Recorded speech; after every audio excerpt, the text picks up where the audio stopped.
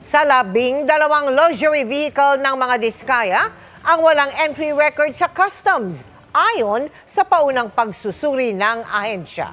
Binawi na rin ang lisensya ng siyam na construction companies ng pamilya.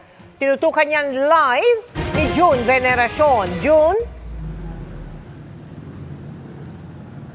Mel, hindi pa matatapos ang problema ng pamilya Diskaya sa ginagawang pagsilip ng Bureau of Customs sa kanilang mga high-end na sasakyan. Ito naman ngayon, binawian ng lisensya ang siyam nilang construction company. Ibinalik na sa compound na pamilya Diskaya ang lahat ng 12 luxury vehicles na target ng search warrant mula sa korte. Kabilang sa sinasabi ng Bureau of Customs na isinuko kagabi at kaninang umaga, ang Rolls-Royce at Bentley. Nawala sa mga naunang ininspeksyon nila kahapon. Merong 10 araw ang pamilya Diskaya para ipakita na bayad ang mga ito ng tamang buwis.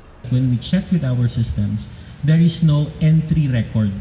The initial report that there's no record on yung nabanggit niyo, no? 8 out of 12. We have to be responsible.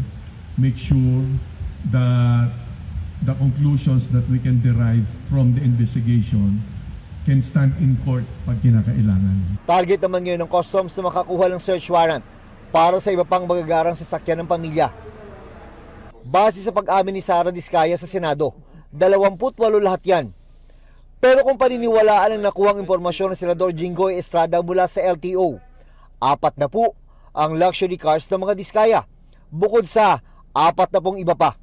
Baka yung nakabili, hindi pa inilipat sa pangalan po nila. So, ito-double check po namin kung ang tama po yung may 80. Binawi na rin ngayon ng Philippine Contractors Accreditation Board o PCAB ang lisensya ng siyam na construction company ni Sara Diskaya.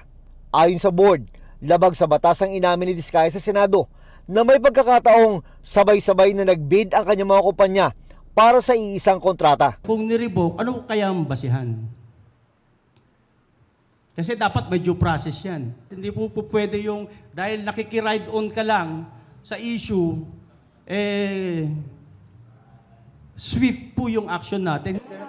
Ayon pa sa abogado nila, nasa Pilipinas lang ang mag-asawang Diskaya, kaya walang problema kahit issuehan sila ng Immigration Lookout Bulletin Order. Nakahanda rin aniya ang asawa ni Sara na si Curly na humarap sa investigasyon ng Senado o Kongreso. Wala hong tinatago ang pamilya Diskaya. Makakaasa po kayo dyan, hindi ho yan tatakbo.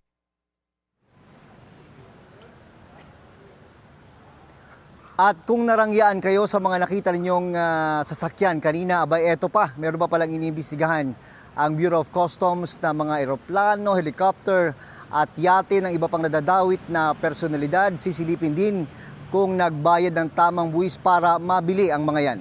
Mel. Maraming salamat sa iyo, June Veneracion.